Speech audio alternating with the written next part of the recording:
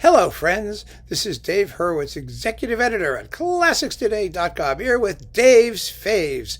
And I just have to talk about Dvořák's New World Symphony, the one that everyone loves, that everyone and their brother has recorded. There's a 30 trillion title list of recordings out there. I've already done a big, long talk about a lot of them. And my choice is my However performance. It is the However title. It's Bernstein and the New York Philharmonic, his first one. Now remember, Bernstein recorded this later for Deutsche Grammophon with the Israel Philharmonic, and it was horrible. In fact, I could do that as one of my great artist bad day recordings. I mean, it's slow, it's murky, it's just dreadful. But this one, wow. Holy Moses. And the reason I'm mentioning it again, first of all, is because I've discovered, it never hurts to talk about things more than once in different contexts. That's how people start to remember them and get it into their heads. That's number one. Number two, a lot of you have written to me since I did the original video, the repertoire roundup of New World Symphony recordings, and you heard this and you liked it. You loved it. So I want to just put in another plug for this recording that seems to be getting a lot of accolades. It makes a lot of friends.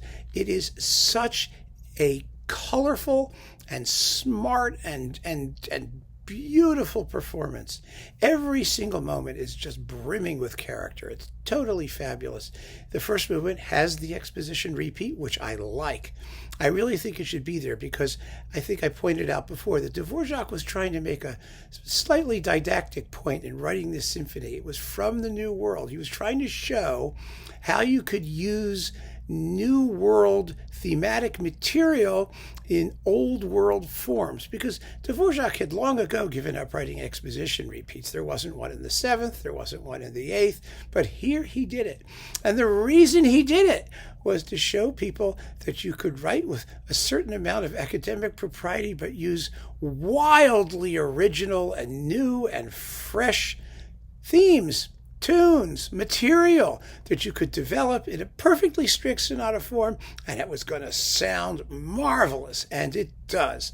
And I think that that's a point that it's part of what the symphony's about. So you should take the repeat. Of course, Czech performances never take the repeat.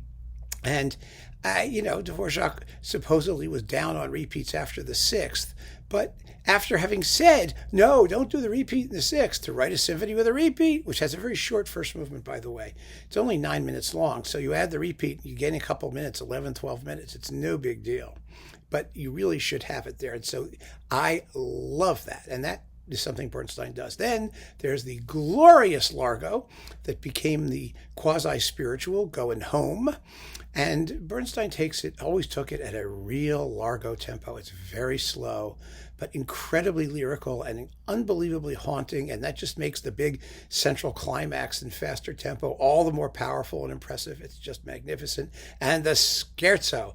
The Scherzo is a rip snorter. It's probably the quickest Scherzo out there.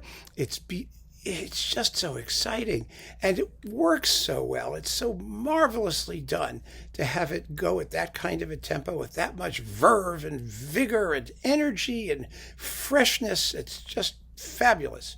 A couple people wrote and said that you thought it was just too fast, to which my response is, get used to it. It's fabulous. I mean, if you don't like it, what can I say? You don't like it. It's great. And then the finale of the symphony is always a little bit of a sticking point because it's highly cyclical. All the themes from the rest of the symphony come back, a la César Franck, perhaps, but Dvořák's Modus Vivendi is really a little bit different.